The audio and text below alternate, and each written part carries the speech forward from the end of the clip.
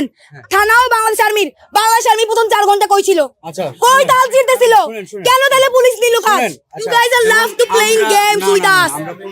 আপনারা তাই করছেন। এত ইজি না, যা বললেন করে ফেললেন, it's not like that. Bangladesh সেনাবাহিনী এখন থানার প্রোটেকশনের জন্য এবং বাহিরে যে কোনো ধরনের বিশৃঙ্খলা, মারামারি, আগুন, অরাজকতা সকল কিছুর জন্য ওয়েট সেনাবাহিনীকে শেষ করতে দাও, শেষ করতে দাও। তাকে থানায় নিয়ে আসছেন। থানায় নিয়ে আসার পর আপনারা পুলিশের কাছে যে দাবিটা করছেন যে তার আপনারা ভিডিও স্টেটমেন্ট চান, এবং পুলিশ আপনাদের প্রতিশ্রুতি দিছে আপনাদেরকে 10 মিনিট দিবে মারার জন্য, তাই তো? 10টা মেয়েকে মাত্র। আচ্ছা, 10টা মেয়ে, যার মধ্যে 4টাই ওর রেপের ভিকটিম। আচ্ছা, এখন 10টা মেয়ে তাকে 10 মিনিটের জন্য মারবে, এটা থানা আপনাকে। সুপ্রিয় শিক্ষার্থী বন্ধুরা, তোমাদেরকে সেনাবাহিনীর সঙ্গে যে কর্মকর্তাটা সেনাবাহিনীর সঙ্গে যে অশুভলন আচরণ করেছে, সেই তরুণীর সঙ্গে আমরা একটু পরিচয় করে দেব। তো তরুণীটির সঙ্গে আমরা সরাসরি যাচ্ছি এবং সে কি আচরণ করছে আমরা একটু দেখব। সেনাবাহিনী কর্মকর্তার সঙ্গে অশুভলন আচরণ করেছে সেই তরুণী। এখানে আপনি স্ক্রিনও দেখতে পাচ্ছেন।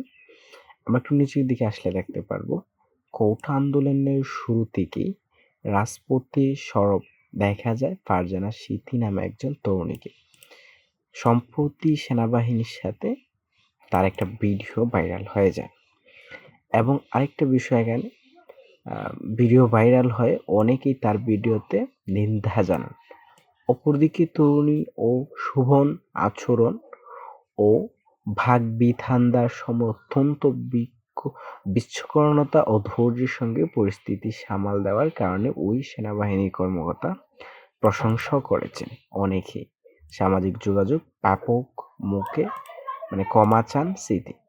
রোববার 18 আগস্ট সামাজিক যোগাযোগ ফেসবুক প্রকাশিত এক ভিডিও বার্তায় স্মৃতি বলেন, সবাইকে বলছি আমার গতকাল শনিবারের ব্যবহার নিয়ে আমরা খুবই দুঃখিত।